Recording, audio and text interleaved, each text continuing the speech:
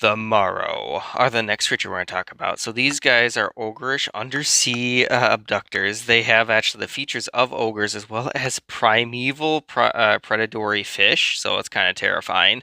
They actually lurk around coastal waters and basically ensnare like unsuspecting prey. Sometimes they just take land dwellers down to the murky depths, and sometimes they actually keep them as prisoners for future meals apparently.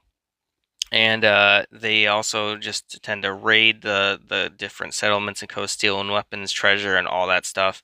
And it does lead to actually some conflicts between the merfolk and the Morrow. And sometimes merfolk are actually attacked because they are mistaken for these guys. So we're going to look at their stat block and how you can use them in your campaign. So first off, we can go and see they're relatively strong CR2. They have 13 AC, 45 hit points, 10-foot movement, 40-foot swimming. They have no abyssal and primordial, so you can't really speak to them that well.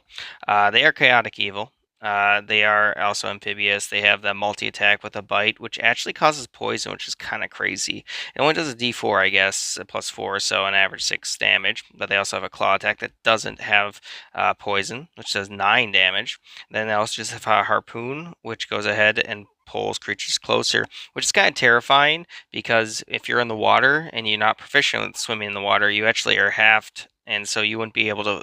You basically can only move about 15 feet away. So if they keep hitting you with this, you're not going to be able to get away, especially since it has plus 6.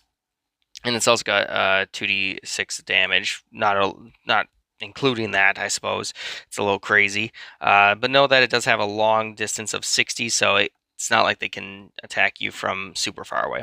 Anyway, I think these guys are pretty crazy, pretty cool. I would definitely recommend using them at probably like level 3. I feel like that's pretty fair, just because water combat can be really difficult for players, and if you try not to TPK your players, but that, you know, you would probably want to go and have them higher level. Additionally, I want to point out they are they're just very strong with all the different stuff, especially not being able to run away.